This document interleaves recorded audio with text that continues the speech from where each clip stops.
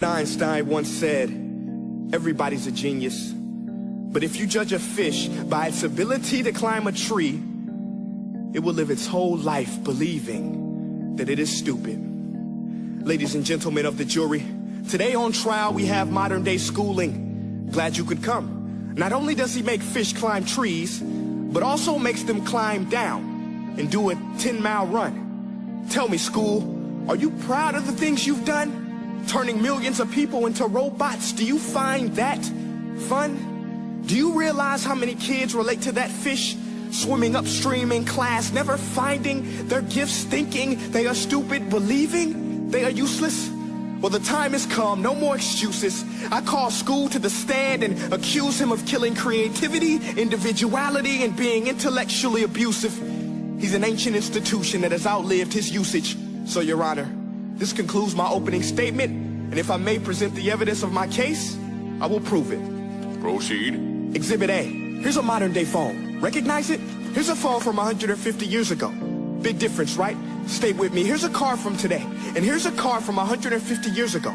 Big difference, right? Well, get this. Here's a classroom of today, and here's a class we used 150 years ago.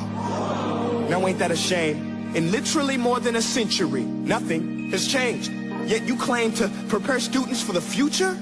But with evidence like that, I must ask, do you prepare students for the future or the past? I did a background check on you and let the record show that you were made to train people to work in factories, which explains why you put students in straight rows, nice and neat, tell them sit still, raise your hand if you want to speak, give them a short break to eat, and for 8 hours a day tell them what to think. Oh, and make them compete to get an A letter which determines product quality, hence grade A of meat. I get it. Back then, times were different. We all have a past. I myself am no Gandhi. But today, we don't need to make robots zombies. The world has progressed. And now we need people who think creatively, innovatively, critically, independently, with the ability to connect. See, every scientist will tell you that no two brains are the same. And every parent with 2 or more children will confirm that claim. So please explain why you treat students like cookie cutter frames or snapback hats, giving them this one-size-fits-all crap. Watch your language. Sorry, Your Honor, but if a doctor prescribed the exact same medicine to all of his patients, the results will be tragic. So many people would get sick, yet when it comes to school, this is exactly what happens, this educational malpractice, where one teacher stands in front of 20 kids, each one having different strengths, different needs, different gifts, different dreams, and you teach the same thing the same way? That's horrific. Ladies and gentlemen, the defendant should not be acquitted. This may be one of the worst criminal offenses ever to be committed. And let's mention the way you treat your employees. Objection. Overruled. I want to hear this. It's a shame.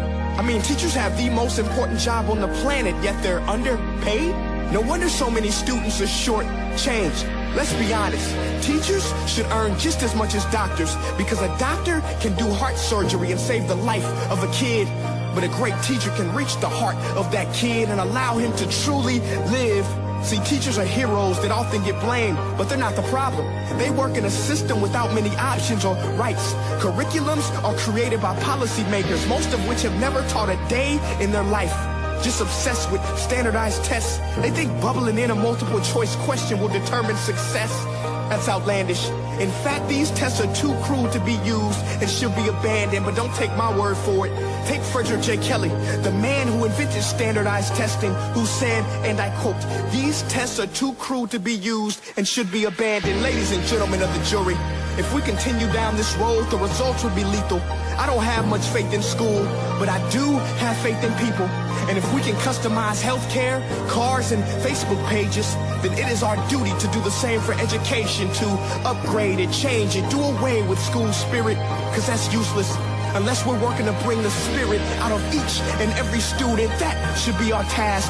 No more Common Core. Instead, let's reach the core of every heart in every class. Sure, math is important, but no more than art or dance. Let's give every gift an equal chance. I know this sounds like a dream, but countries like Finland are doing impressive things.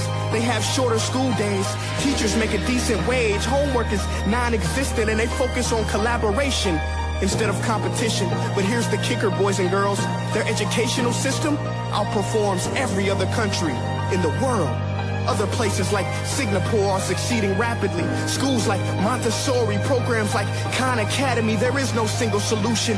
But let's get moving, because while students may be 20% of our population, they are 100% of our future. So let's attend to their dreams, and there's no telling what we can achieve. This is a world in which I believe, a world where fish are no longer forced to climb trees. I'll rest my case.